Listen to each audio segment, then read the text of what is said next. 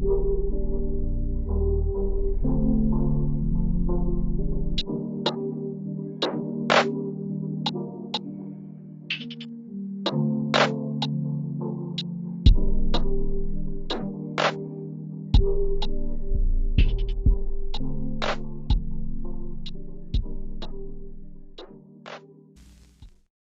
end off the episode, we can't talk about choking in sports without talking about our own teams. We don't want to clown ourselves here, but I have a question for you, and then I can talk about it. In all sports, anywhere, NBA, NFL, MLB, NHL, anything, pro cricket, whatever you want to call it, are the Toronto Maple Leafs the hardest team to cheer for in sports? If they're not, they're one of, because they do the worst thing that a sports team can do for you is they give you hope. Yeah.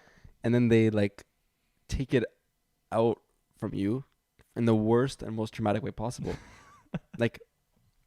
And they have a way of doing it, and they've done it. And then the worst part is that we come back the next season with that same hope. Yeah. We don't learn from the mistakes. We come back every September thinking we're going to win the cup again, and then the next pain, it hurts even more.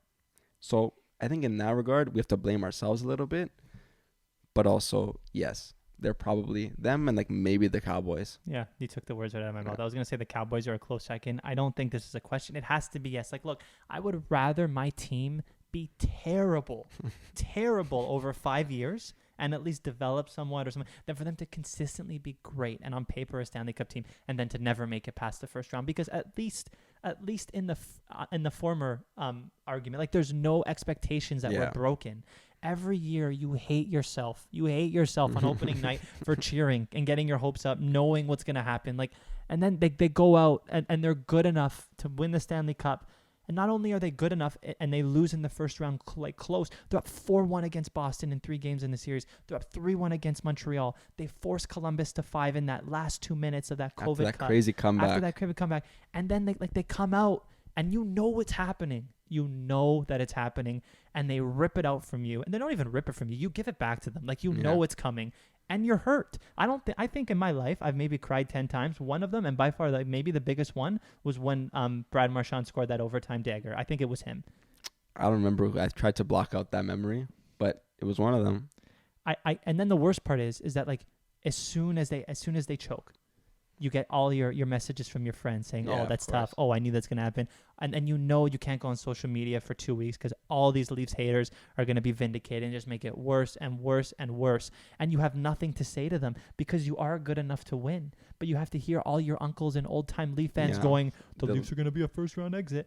It's the worst when it comes from other Leaf fans who are have this cultish following about they who they need, what they need. They hate Dubas. It's because then you look like an idiot following the Toronto Maple Leafs, because this year when these haters talk to you about how you think your team's going to be, the words that are going to come out of your mouth make you sound like a moron. You're going to say, the Leafs are good enough to win this year. We can do it. We're probably going to get past the first round, because statistically they will. They've been on paper a cup contender for 4 years. What makes us keep coming back? I can't think of another team that has consistently underperformed expectations, has had a great playoff roster, and then goes into the playoffs, gets upset because their biggest players can't play. Honestly, the only one I can think of is Zeke and Dak Prescott with the Cowboys. Yeah, I don't know if there's another one that does this as frequently as the Leafs do. At least this recent history of the Leafs in the past 10, 15 years. Yeah, and then you consider how bad they were in the 2000s and early 2010s, and have we been a bad franchise for 20 years? You could, in the early 2000s, for 3 years they were really good, and then they sucked. But before that, they also sucked. The Leafs have sucked for a long time. They've been more sucky than good for the past 50 years. Thanks for watching. If you enjoyed this video, please hit that like button and subscribe for more content. And find the link to our full podcast and all our socials in the description down below. Also, don't forget to turn on those notifications to get live updates on new videos that we release.